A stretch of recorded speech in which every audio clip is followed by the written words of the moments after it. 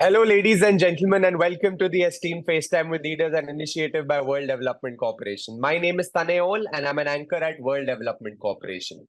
FaceTime with Leaders is a platform for industry veterans to come together to share their knowledge, ideas, thoughts, and best practices with one another, as well as with upcoming industry leaders. In a nutshell, we attempt to encapsulate the multi-decadal learnings of all our industry stalwarts. We hope that by conducting these FaceTime with Leader interviews, we can bring together a global community of eminent personality.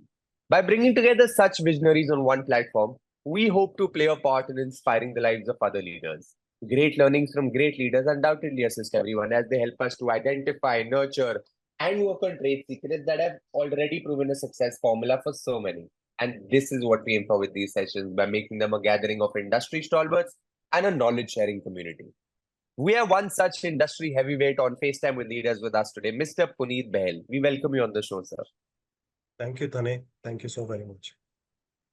He is an experienced senior management specialist with over 2.5 decades of extensive experience in business operations, business development, delivery, and technical program management.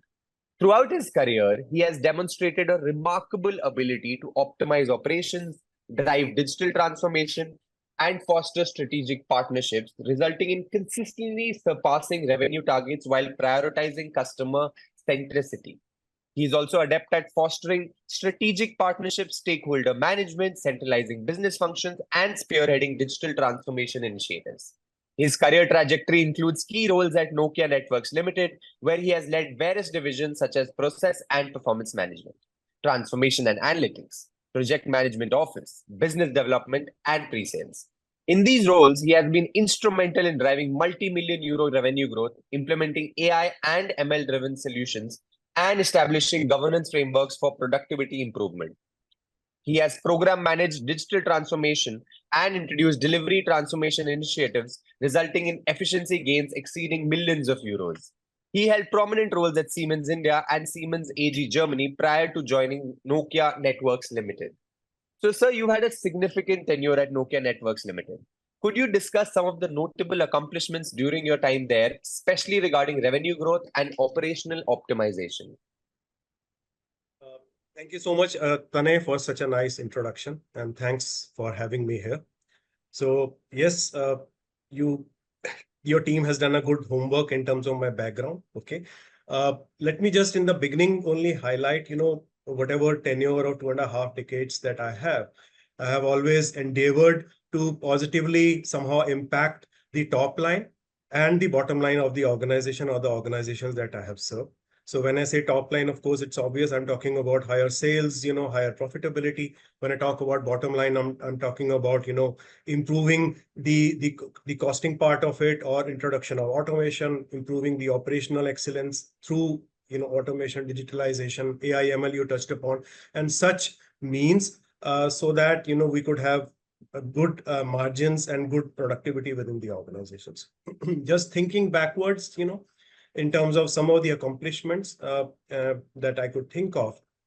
So in the last role as process and performance management for the global delivery centers in Nokia. So we as a team, we took this challenge of reinvigorating the digital adoption rate within the organization, how we could, reinvigorate the in-house automations. Normally the organizations are looking outside for vendor-driven, solution. We said we have a lot of, human capital, human intelligence. Why can't we use that? And we already have some of the tools which are, by the way, not talking to each other. So can we somehow improve our in-house automation? So I will provide other details, subsequently, but just to briefly touch this program in about a year or time could generate efficiencies to the tune of about 1 million euros. Going further backward, in about 2019-20, we had this challenge of network optimization. So we are in the telecom vendor space, wherein we are dealing with multiple customer operators, and then I don't know whether you will be able to appreciate the lines of codes and the complexity of a telecom network is even much more than or equivalent to throwing a satellite up in the orbit. So very complicated networks. And then we were doing a lot of network optimization manually. So we said there are AI ML driven solutions. Why can't we define something, drive something internally, and try to do this activity. So as the program lead for this program, this challenging program, we were able to first time introduce this AI ML driven solution, which not only improved our efficiencies, reduced a lot of manual work, waste, if I may call, so that our intelligent human capital can focus only on the deep technical analytical works rather than repetitive manual tasks. So it also helped us to generate additional revenues to the tune of multi-million euros because of this particular tool that we could offer to other customer operators. Going further backwards, as as a program manager for transformation and analytics, we took this challenge of introducing a work package driven last mile benchmark effort activity, which was required because we were doing a lot of services for our customers, but we were not able to configure, sell, deliver, and measure the efficiencies properly. So we said, why can't we introduce a digital library of all the activities that we do in a way that we can easily configure? For example, you go to a car seller, using a tab, the person who is attending to you can configure the car for you. Similarly, even though we are talking about much more complex networks, but can we have a similar digital library? So that benchmarked effort based tool that we introduced helped us to easing all those problem statements that we were facing in configuring, selling, delivering, and tracking the efficiency of our service delivery. So this is, I'm talking in the time frame of 2017-18. This was also a great success. And all the three initiatives that I talked about were all in-house, which means that, if you are somehow motivate your internal employees and the teams, find their potential, and it can be used in the right direction, then you need not go outwards for the other solutions. You can develop a lot of such things in-house. Then going further backwards, as service engagement lead, as a team, we could generate a higher service business to the tune of about 14 million euros in 2 to 3 time frame. I was responsible for Asia Pac. I was responsible for Middle East and Africa as the service engagement lead in that time frame. Then, going backwards again as regional delivery head for consulting and system integration, which is talking about all the bespoke solutions and services to again those customer operators in 1.5 time frame time. The team could generate and deliver, because this was an end-to-end role, about 6 million worth of consulting system integration business for Latin America and for West European market. And in the same role, we could also set up a satellite delivery hub in Sao Paulo, Brazil. The need was that, we had language issues, time zone issues from our customer operators there.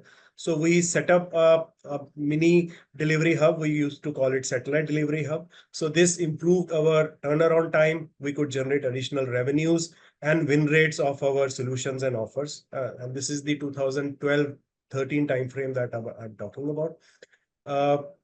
Then I was instrumental in setting up a software sales support group. The charter of this team was to look for upsell opportunities beyond what we are already stitching as turnkey solutions. So can we look at upsell opportunities from our software maintenance side, from additional features or functionalities? So in about a year's time, we could generate additional revenues to the tune of 1 million euros. And then last but not the least, in terms of accomplishment, though it's a big list, and so is the tenure, by the way, as technical account manager for one of the most important operators in India, which is a pan-India, and I would say also touches some of the international markets, mobile operator. We were awarded a managed capacity, managed services order, which was to the tune of billions of euros. It was spanning multiple circles, multiple years. And then as technical account manager, I was leading this team, and we could not only meet the annual operating plan target set by the customer, we could enhance it, which not only led to us meeting our targets, but also be in the reward zone. So there was a reward and penalty type of a clause in those contracts. So as a team, this was our effort to earn rewards from our organization. So I hope you would have noticed that all through these initiatives, through teamwork, we were able to bring, additional revenue or identify additional revenue streams and bringing operational efficiencies and cost reductions into the system. So that is what briefly, I could think of. Hope it helps. So could you elaborate on your experience as a digital transformation leader, particularly highlighting your achievements in business and process transformation? Right.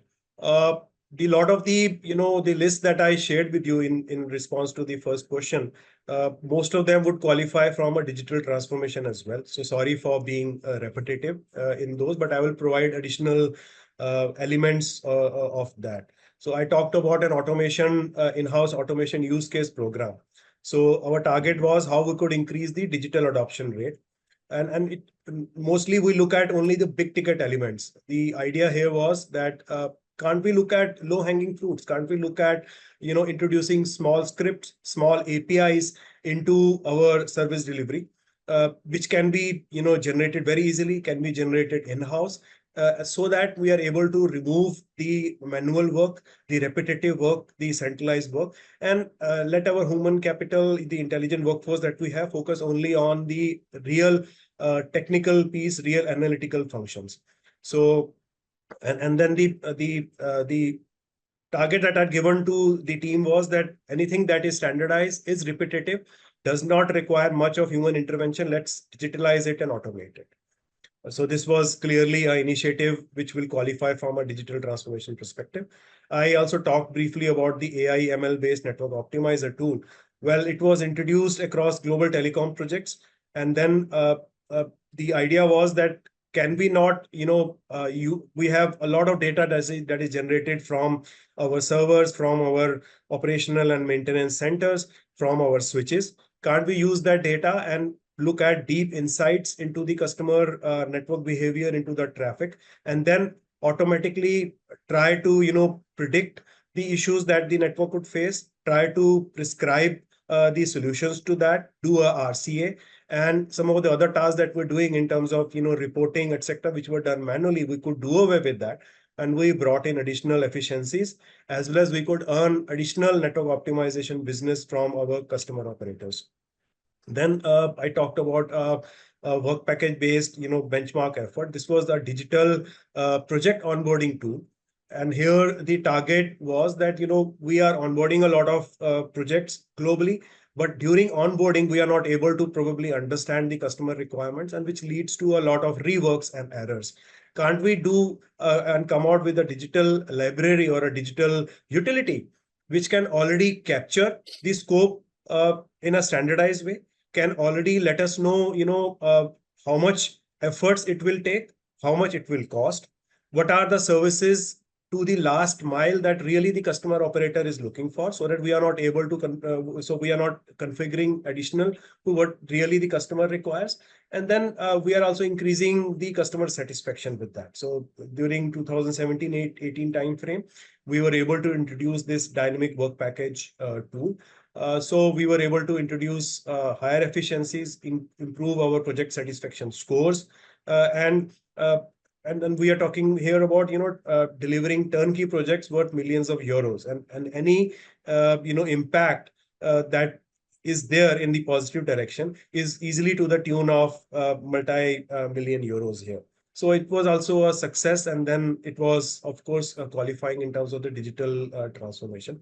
So I would say last 5 to 7 years of my tenure, I have worked on digital platforms, digital tools, introduced utilities which could improve the customer satisfaction, do ease or provide ease in terms of how we are offering our services, and also improve the efficiencies. Tanay. So you've been recognized for your ability to foster strategic programs. Can you share some examples of successful programs you've led? Yeah. Let me say that, I actually enjoy working or leading the programs, which are organization wide or are in technical intensive programs, because that enables me to, learn newer technical aspects. So I enjoy doing that. And the basics are to be maintained, and basics are very simple in any program. Your program should be in sync with all the stakeholders. Your program should deliver in scope. Your program should deliver within cost. Your program should deliver on time and on the quality parameters. So these were the principles that I have adopted throughout my career. So I have led programs as program managers. I have led a team of program managers as well. And then from a stakeholder management perspective, I always advocate this power interest matrix so that we are able to handle all the stakeholders at various stages of a program. And not again being repetitive, some of the programs which I have managed directly or as a team of program managers is this AI/ML based network optimizer tool that I talked about. I'll now go to the next level of slicer in terms of what was the difficulty or the complexity here. So I talked about large amount of data, how we can manage that data, how we can identify the useful data using a data lake or a data warehouse concept. Then what is the problem that we are trying to solve for the customer? What would be the best fit algorithm? What would be the coding language to be used? Whether we will use in-house resources or would we need external coding resources for that? And then how to take sign off from all the stakeholders, and stakeholders were really wide span of stakeholders. We are talking about the customers, we are talking about the customer teams in the regions, we are talking about the delivery centers, and of course we are talking about the SMEs who have their own point of view. So the scope of this particular program included data sourcing, data mining, teaming right from the scratch, to have team of data engineers and data scientists and SMEs, etc. From coding perspective, we had in-house resources as well as we through hackathons did a university connect program as well. So we could identify good resources who could help us on ad hoc basis for that coding of this particular AI/ML based utility. And then after coding, testing, POC, rollout, and AT. So and that too across multiple networks. So that was the complexity of the network. And as a team, we were very successful in that introduction. We were able to not only manage the networks better, but also introduce additional revenues that I talked about. Then there was a global program for the rollout of deploy services for all our customers globally. So I'm talking about approximately 150 to 200 customers, and I'm talking to the tune of 400 to 500 projects minimum or even more. And to introduce this particular global digital tool called network deploy tool for global network deploy digital tool.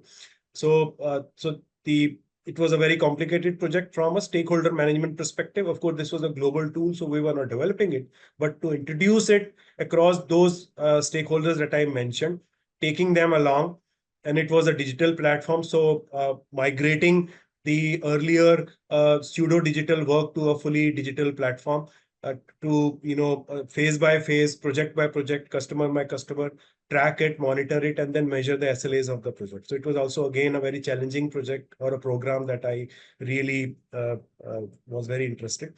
And I really liked working on that. Then I talked about a work package level benchmark effort program.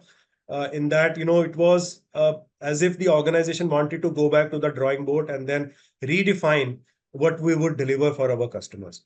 And we had to go back to the drawing board. We had to say, okay, we have a vast array of services. Do we really need to deliver all the services?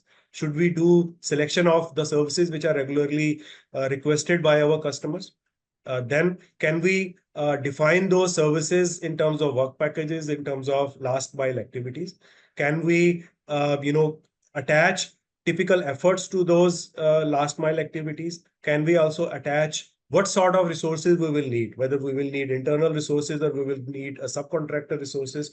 And then can we configure project across the digital utility so that the output should be that for a particular defined scope, I'm able to know the approximate time that will require.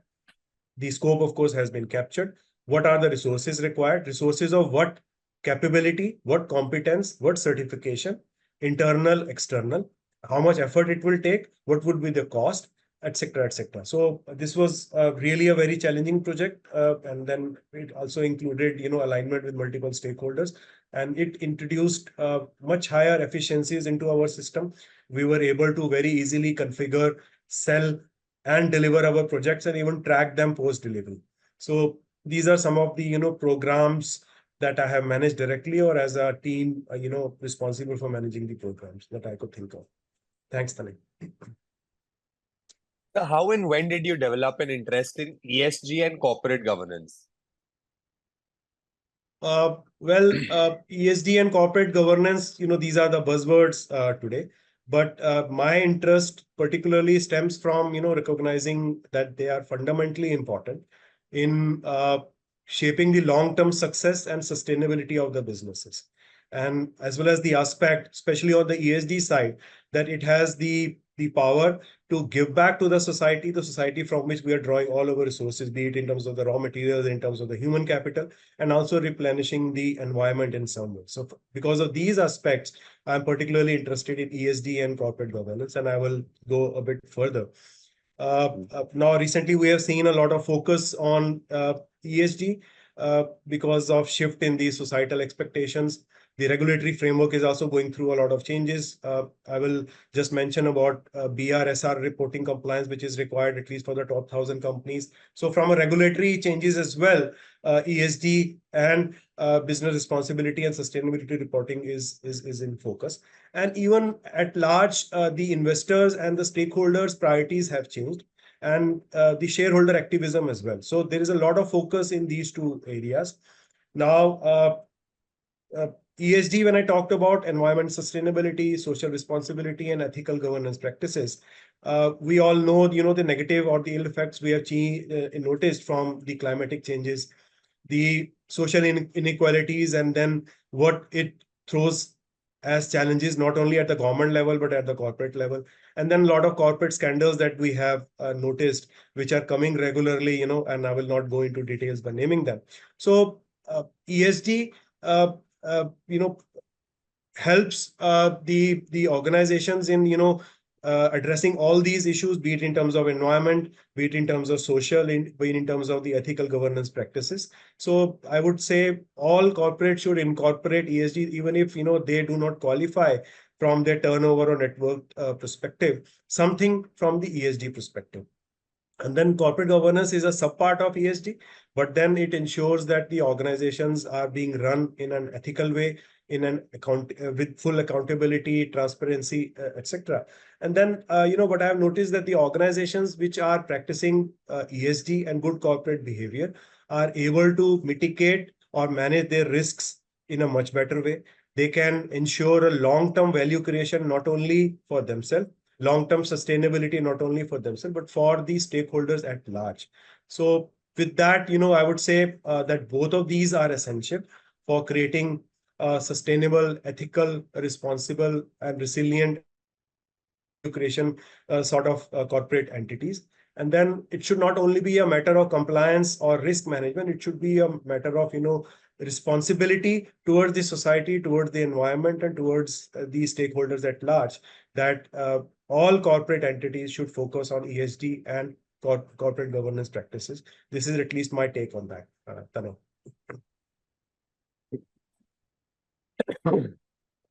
Sorry. So as a director or future board member, what values do you bring to the table? So very briefly, I would continue on the ESG and corporate governance part, that, what is it that I bring? So I am on my side, committed to champion those principles and to drive positive changes within the companies I serve or would serve from both corporate governance and ESG perspective. Now, with all humbleness, let me take some confidence from the vast end-to-end leadership experience that I have in technology-intensive organizations. So I think I was lucky enough to gain a very strategic techno-commercial experience, a stakeholder-centric approach, and an end-to-end understanding of the complete sales to delivery life cycle. So this, I think, I'm confident, enables me to, fulfill the fiduciary responsibilities on the boards. Now, just to zoom a bit into this end-to-end that I have been using very regularly, in this more than 2.5 decades of experience that I have worked on both customer-facing roles as well as in terms of the back office team centralized functions. I have worked on both product-led organizations as well as service-led organizations. I have seen and worked in an industry which was at a very nascent stage when I joined to of being fully mature that it is now. I have transversed successfully through a lot of situations of customer and vendor consolidation, hyper bidding, price wars, etc. And value-based consulting and solution selling has helped me to be successful in through all those situations. And this is something that I use very regularly in all the roles that I have handled. Uh, and within all those all those situations of merger and amalgamation, I have seen and worked on product, processes, and cultural transformation within the organization, so which also provides me valuable insights which I could help the other organizations. Now this is a term, though I don't claim IPR for that, but I use it very regularly: charter to chariot, which means that you set up a team or a unit or a function only at a charter stage, and you define the mode of operation of its working, uh, do all the alignment with the stakeholders, define what that particular unit will do at a last mile level, and then onboard it in terms of a chariot so that it is fully driven, it is fully enabled, it is in the value stream, and it is billable. So this is a strength that I offer to all the organizations, to set up units right from charter to chariot. I have helped organizations set up their AOP plans, execute them, and also measure the success through performance management and the KPI metrics around it. So I would say, various initiatives under corporate governance, etc., uh, especially on the committees, the board committees, can be handled very successfully using the program management approach that I am quite experienced with, because at the end of the day, you have to take all the stakeholders along. You have to work as per a defined charter. I already talked about on scope, on cost, on time, on quality. So I think this more than 2.5 decades of ethical conduct and empathetical leadership experience that I have is very much required for boards of the future. So that is what I have to offer on the table, Tanay.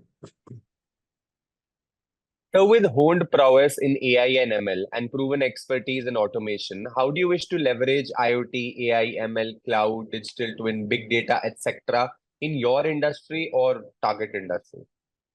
Well, I have worked on some of these or most of these technologies that you mentioned about, but not in an integrated way. And these technologies, we have seen a wide array of use cases across industries, and they have revolutionized the changes in the industry, and they have brought in additional efficiencies. So my particular take on this would be that we'll be able to achieve unprecedented levels of automation, much higher efficiencies, improve our customer experience, and much higher level of innovations if we are able to integrate all these technologies to come out with newer use cases. If we are able to somehow integrate each of these individual technologies, I think the possibilities are really endless. And I will, go naming each of these technologies, what can be done as an example. So when we integrate them, we can enable real-time data collection, real-time analysis and decision making, which will help all the corporates and industries across board. We talk about IoT integration. If we are able to put up sensors on devices to gather real-time data from machines and equipments and the processes, we are able to do much better predictive maintenance. We are able to predict the health of the system, of all the parts, and we can also detect anomalies, and then we can do action on the failures that may come in the future. So this is what the IT integration clearly throws to us. In terms of advantages, we have seen some of the applications in terms of heat furnaces in steel industry or nuclear plants, etc. Other use cases include driverless cars, robotic surgeries, etc. But if we put this IoT data that we are getting from all those sensors on the machine through the AI/ML algorithm, then we are able to deeply analyze the data that is coming from varied sensors, and we are able to identify patterns, make predictions, provide valuable insights in terms of decision making. So as an example, the IoT sensors can very easily predict, using AML algorithm, can analyze the customer behavior and can, help us personalize advertisement campaigns as well as, optimize the inventory management. So basically in retail, if you are able to integrate IoT sensors and AI ML algorithms, we are able to do all that I mentioned. Now, when we talk about cloud computing, it provides us an additional layer of scalability and flexibility. We can store large amounts of data that I talked about from various IoT devices. And cloud computing also offers through platform as a service, software as a service opportunities for at least the startups to develop and deploy AI models very quickly. They can do their experimentation, they can do their testing on cloud. So in healthcare, for example, we could, all the IoT sensors which are there on the healthcare machines, if you are able to store it on the cloud and analyze the patient data securely, then of course it leads to improved diagnostics and the outcomes are much better. Big data analytics, provides additional layer of advantages to us, because big data analytics, when we say, we are talking about our data which is coming with high veracity, coming with high velocity, high volume. So we are talking about a mix of structured and unstructured data. So this is where the big data analytics come into play, wherein using the analytics and the advantages of that, we can uncover hidden patterns, trends and correlations from such wide array of data, which is a mix of structured and unstructured. As an example, in agriculture, we can put IoT sensors not only from the climate sensing perspective, but as well as from the soil quality sensing. And then we can optimize the irrigation schedules and also improve the crop yields. So just to summarize, I would say my take on this and then the value add that I could provide is by integrating all these technologies together, not only in identifying newer use cases, innovating, but then also transforming industries, and then new growth opportunities can be identified using such integration. And I feel that the leadership team has a very important role in the aspects that I briefly talked about, in directing and guiding their organizations so that we are able to identify more impactful use cases, and we can bring about higher efficiencies, cost saving, and better customer experience, and of course the competitive advantages. So having touched each of the technologies or most of the technologies that you talked about, my take in summary would be, let's integrate them and come out with more advantages for the industry. And I think Industry 4.0 as well is talking in that direction. So that is my understanding and take on these technologies. Thanks, Tanu. So we're building a community here of industry magnates. The move is meant for cross-pollination of knowledge and building a knowledge-sharing community of corporate giants and industry experts. What are your thoughts about this initiative taken by Mr. Zishan Pathan, Mr. Heval Mehta, and the whole World Development Corporation team? Well, I would heartily appreciate such a innovative platform. I would say this brings about accumulation of vast knowledge and experience from all thought leaders and corporate leaders, and I have myself benefited by looking at and by hearing the thoughts of other corporate leaders that you guys have provided earlier. So I have benefited a lot. I hope that my little submissions here are also of value to other people who might be listening to it later. So I would like to thank the entire Directors Institute, Directors Corporation team, especially Heval and Jishan, for such an innovative idea. I would say, bringing all those thought leaders together on a common platform, and this is a wonderful initiative. So my heartiest congratulations and many thanks. Great, sir. It was fantastic conversing with you, and I'm confident that your insights will truly inspire future leaders. Thank you so much for joining us today, sir, and wish you the best for your future endeavors. Thank you so much for having me here. So thanks and congrats to you. Bye. Thank you. Have a great day. Bye-bye.